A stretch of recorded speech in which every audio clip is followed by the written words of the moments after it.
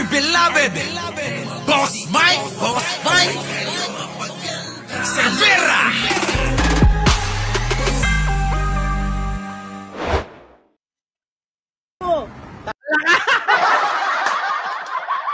Asa ka pa? Langya ka, Sarah. Asa ka pa? Tingnan nyo mga kababayan ang mata. Tingnan nyo naman mga kababayan ang mata. Parang nasisiraan na siya. Eto ho, natagpuan ang idol ng mga tanga. Wala pong iba kung hindi itong si Buday nila. Si Buday nila pinipilit na bumango pa. Hindi na. Singbaho na yan na nabubulok na mga patay doon sa, saan ba yan? Taal Lake. Ito na, mga kababayan ko. Kamusta? Kamusta, Sarah? Nangangarap ka pa rin ba maging presidente? Kamusta, Sarah? Maipapanalo mo pa ba at maaagaw mo pa ba yung pagiging presidente ni Pangulong Bongbong? Kamusta, Sarah? Kamusta yung bloodbath mo? Tutuloy mo pa ba? Kamusta, Sarah? Mapipigilan mo ba yung impeachment trial mo? Daming tanong, mga kababayan. Ang dami nating tanong baka hindi na masagot. Ito na lang. Pasok! Tapos susunod pa, presidente, anak ako. Tapos, umaasa pa talaga, mga kababayan. Umaasa agad, mga kababayan. Sige, tuloy. Yun. Ang ina, yung ano ninyo, yung idol ninyo, ang mga kausap, yung kalibil lang ng utak niya. Si Pangulong Bongbong ang kamiting, mga kababayan. Yung mga matatalinong tao. Si Buday, tuwang-tuwa na ibalita na magiging presidente na siya sa harap ng kalibel ng utak niya. Grabe, no? Matindi, no? Matindi. Parang nasa iskinita lang, Hindi iskinita. Nasa lansangan sila. Wala naman silang proper venue, kundi nasa kalsada. Kita nyo? Habang nasa kalsada, nag-iingay siya. Tuloy.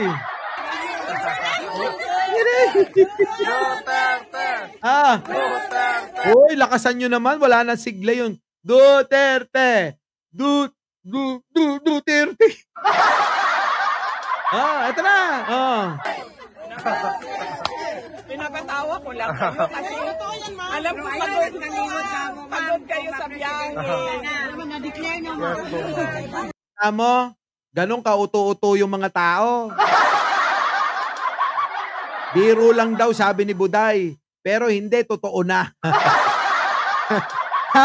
Kita nyo mga kababayan, mag-isip yung mga DDS, Biro lang ni Buday, para sa kanila totoo na. Paano pa kaya pag nagseryoso siya? Kung yung biro pa lang ni Buday, para sa kanila totoo na. Paano kapag nagseryoso pa siya? Diba? Nagigets nyo ba, mga kababayan? Biro pa lang yan. Totoo na sa kanila. Kaya, tandaan nyo, kahit fake news pa yan, lalamutin nila. Kanunda. Diba? Ganon, mga kababayan ng mga DDS tatanga-tanga. Pagod kayo sa biyahe. Nainit pa, naulanan. Wala na ba yan? We are waiting. Totoo na daw, inaantay na daw nila. Ang inang kwentuhan to, mga kababayan. Sa totoo lang, ang inang kwentuhan to. Biruin nyo, mga kababayan, yung dialogue nila, sila-sila na lang nag-uutuan. Diba? Napansin nyo? Sila-sila na lang nag-uutuan, mga kababayan. Wala na Sarah, tanong ko lang. Nakita mo ba yung pinakita ko, si Pangulo? Seryoso. Diba? Dibdiban. Oo, dibdiban yung pag-asikaso. Kay Pangulo, yung pagtanggap sa kanya. Aba, Grabe, matindi, may konsyerto. Di ba mga kababayan? Kumpletos Ricardos para sa isang mahalaga. VIP, ika nga. Di ba mga kababayan? VIP. Sobra. Sobra pa sa VIP. Si Buday. Paano nyo tinanggap yan? Lang kwentang usapan, baliwan. Yan na nga. So yan. Yan po si Buday mga kababayan. Eto na mga kababayan. Ano nga ba ang ginawa ni Pangulong Bongbong Marcos dyan sa Department of Defense? Anong pagpupulungan? Anong kanilang pag-uusapan? Alamin natin yan. Eto na. Pasok! Usapan sa pulong ang tuloy-tuloy na tulong na palakasin pa ang ugnayan ng Pilipinas at Amerika pagdating sa defense at security. Napag-usapan sa pulong ang tuloy-tuloy na military exercise o pagsasani ng sundalo ng Pilipinas at Amerika na layong palakasin ang kakayahan ng Armed Forces of the Philippines. Nako, Adictos Rex, hindi. Hindi. Tuloy. Kasama rin sa tinalakay ang modernisasyon ng militar para mas maprotektahan ang bansa.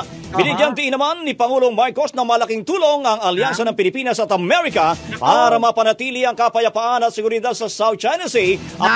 Na ayaw po ng mga DDS na magkaroon ng kapayapaan dyan.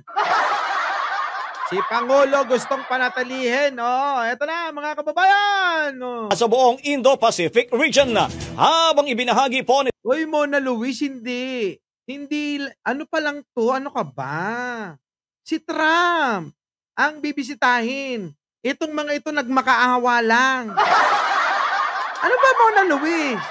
Nagmakaawa lang sila kay Pangulo para bisitahin naman sila. Pero ang talaga, ang bibisita sa kanya ay si Pangulong Bongbong. Diba? Eto na. May kakaasigarod. Smooth jazz, nagmakaawa lang yan sila. Para makipag-meeting kay Pangulo kasi pag na kay Pangulong kay President Trump na, iba ng usapan nyo. Nakita ko sa isang DDS, di ko na nga tinuloy. Ewan ko sa'yo, ba't nanonood ka dyan?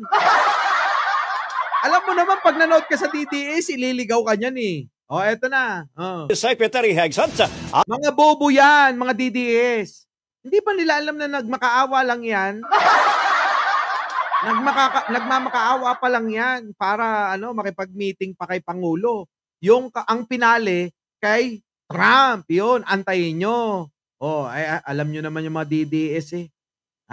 Sanay na na mapahiya. Kaya okay lang sa kanila kahit mapahiya sila ng ulit-ulit. Abay, kita nyo naman. Sabi nila ipapahiya daw. Bakit ganito ang pagtanggap? Diba? Kita nyo? Tuloy. Ang mga naging progreso ng dalawang bansa tulad ng matagumpay na balikatan exercises at ang paglahok ng Pilipinas sa Talisman Sabre Military Drills sa Australia. Grabe, sama-sama na Japan, Australia at marami pa. Kasama nyo na Taiwan, di ba? Dami. Tala, nagkaroon din ng hiwalay na pulong si Pangulong Marcos kay U.S. Secretary of State Marco Rubio. Kita nyo, di ba? Hiwalay na pulong. Sige, tuloy. Saan muli nilang pinagtibay ang kahalagahan ng Ironclad Alliance ng dalawang bansa sa pagpapanatili ng kapayapaan at katatagan sa Indo-Pacific region. Tinalakay din ang pagpapalakas ng Luzon Economic Corridor at ang pagdiriwang ng ika-80 anibersaryo ng diplomatikong relasyon ng dalawa bansa. Ewan ko sa'yo, Mona Luis. Huwag mo silang pinapanood, mabubuang ka dyan. Pati kami madadamay. Yung napapanood nyo sa iba, wag nyo nandalin dito. Kasi, alam nyo, bubuangin kayo ng mga yan. Mga bobo yan eh. Diba?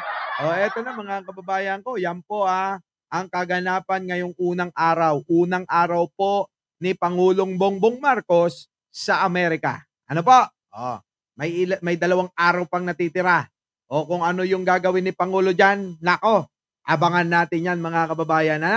Sabi ni Benjamin Bernardo, colony na tayo ng Amerika. Nako! Kung pakikinggan lang ni Pangulo, gawan niya ng paraan eh. Pwede naman, ano? Di ba? Sabihin mo lang, Mr. President, ganito eh. Pagka mga 1 taon na lang ako sa aking posisyon at wala tayong makita na katulad ko na papalit, baka pwede gawin nyo na kaming colony, ha? Papayag sila kasi sabi ni Mike Cervera sa vlog niya.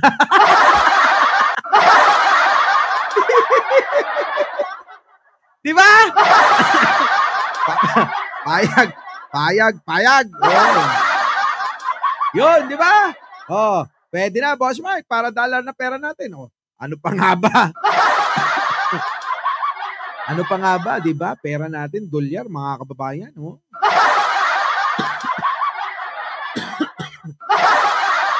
Tawag natin noon eh, kapag ka sa probinsya, mga kababayan, pag dollar yung inabot, ano tawag? Green money. Green ang money, mga kababayan. So, eto na, mga kababayan ko. Punta na natin ito. Mahaba-haba na. Eto namang pambabastos. Ni Roqueta. Dito sa, kanino to? Boss Mike. Nawala. Nasaan pa si Roqueta? Ayun. Ang dami. Ang dami wait lang. Yan. Ito pa.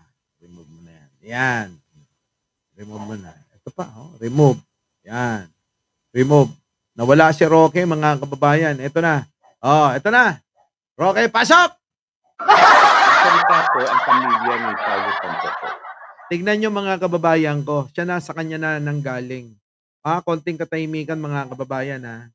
Konting katahimikan, tuwang-tuwa na mga bata noon. Oo nga. Konting katahimikan, mga kababayan.